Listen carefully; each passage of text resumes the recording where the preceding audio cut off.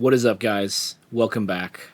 Another video today, produceperform.com. My name's Lucas. Pleasure to meet you.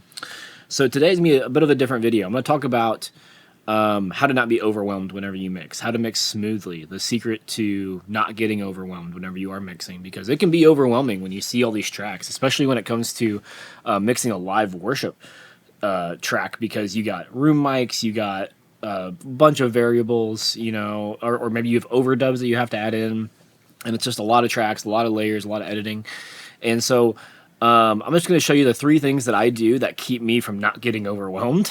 And the first thing actually has nothing to do with your computer or your technique or anything like that.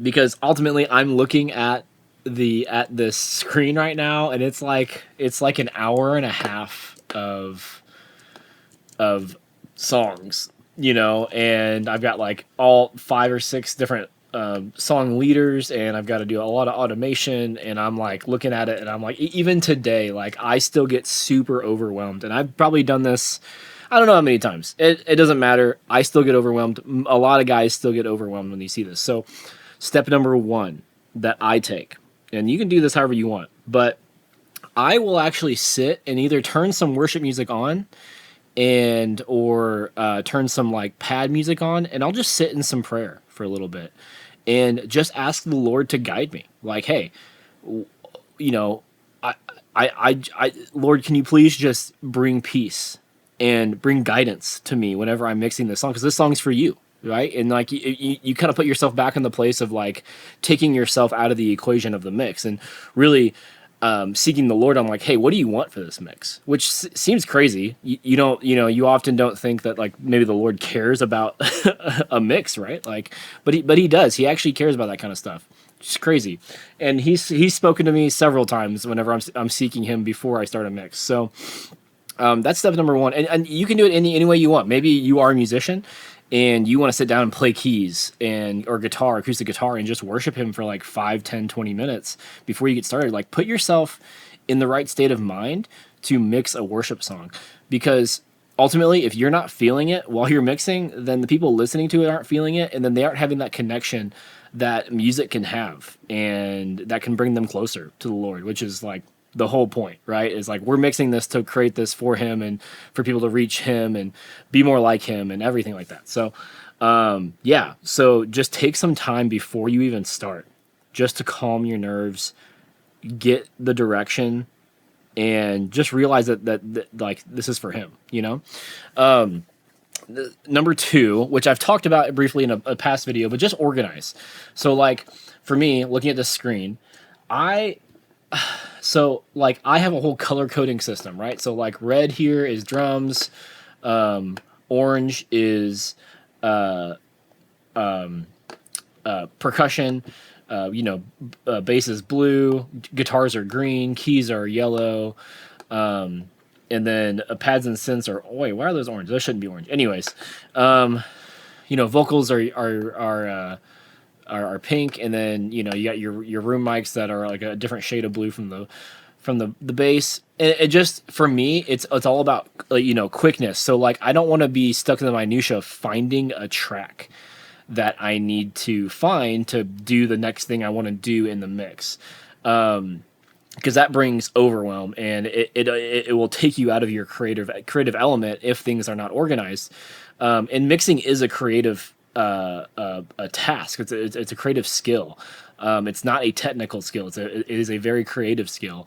And so whenever you have to do technical things like that, where you're like, oh, I gotta reinitiate this track or do this or do that to find it or whatever, it really takes you out of that element, and it almost negates our first step, which is getting you into that space to where you're ready to create something for the Lord. So yeah, that's number 2, is just organize the best you can. I'm just now starting to work on this track here. I've done some work, but you can even see here, I only labeled 1 song. Like, I need to go here and label each song across the timeline, because it's actually driving me crazy now that I see it. So organize like the best you possibly can, because it's going to bring you so so much more peace and less headaches, which is definitely what we want. And if you can afford it, hire someone to organize the sessions for you. I'm not there yet, unfortunately. Hoping to get there someday, but yeah, like all that load that you can take off to where you can just sit down and just be creative. Anything you can do to do that. So like often I will actually take it however long I need to, 30 minutes or something, set up the entire session and then go take my time with the Lord and then come back to it, sit down, and then I can just open up an EQ and just get going.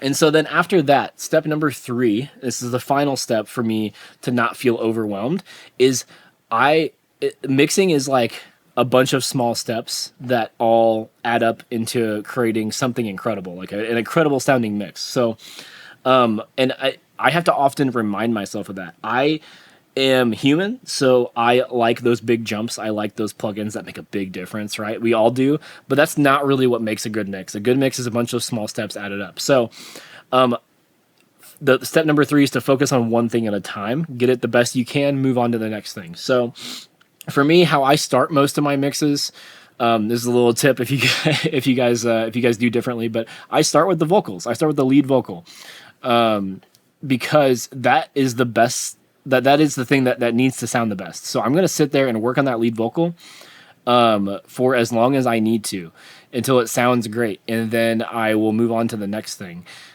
which for me is usually like somewhere in the mid-range, like keys, electrics, like whatever the lead instrument is for the song.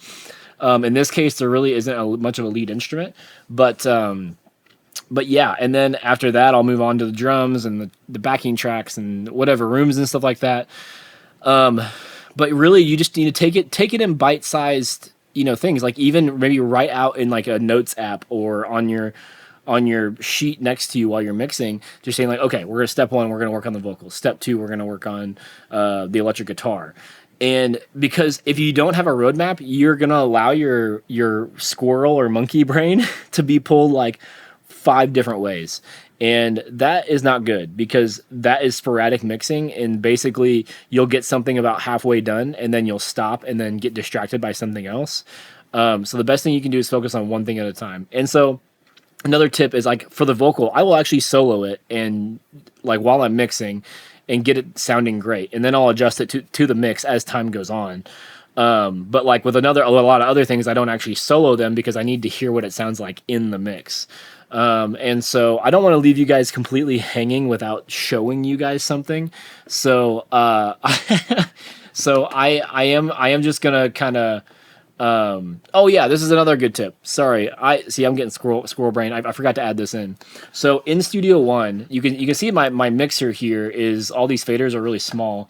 There's a setting here on the left side of the mixing window where you can do narrow or normal. So this is the normal look, right? This is what you guys have normally seen from me. And if you guys use Studio One, this is what you normally see. But when I'm getting ready and when I'm organizing and when I'm just starting and I feel like I'm getting distracted or something, I'll hit this to narrow. Because what this does is it gets rid of all the plugin windows. It gets rid of all these extra little buttons and switches and all this other stuff. And it just gives you meters and faders and pans. And then whenever I click on a track, I have the inspector window up here on the left, and it will show me the plugins on that individual track. So then basically I'll just select whatever track I want to select that I'm currently working on, and then that will actually pop it up. So I hope that makes sense. I'm going to show you guys a little bit of this mix, but this mix is not even close to being done. But I don't mind showing you guys some of my entry level stuff because not entry level, but pre-done stuff because you guys need to know that like I work super hard. Like even though I have a template for myself, which I know I'm working on getting that to you guys, it's just taking more time than I thought. Life is life. So even if I do have this template, like it still takes a lot of work to get it to sound great because like this live recording was recorded on top of a huge hill outside and there's lots of variables that I had to deal with and different musicians than I'm used to. And then we had to throw some overdubs in and, all sorts of stuff, all sorts of things. So here, I'll just show you guys that this is a section of Maranatha.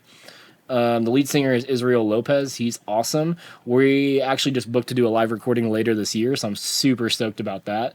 He's got some new songs coming out. He's incredible. And after that, probably just going to sign off on the video, but appreciate you guys. Let's give it a listen. Come and stoke up the furnace till my idols are ashes. Yes, I've come to worship.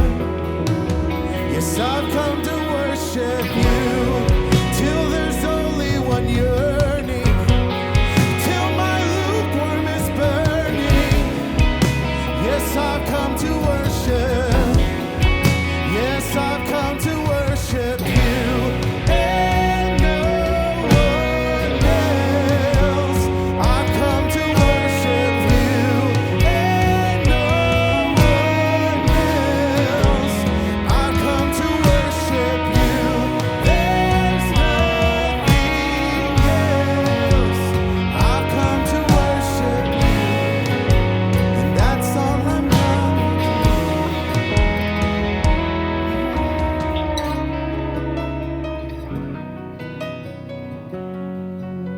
He's coming back, he's coming back,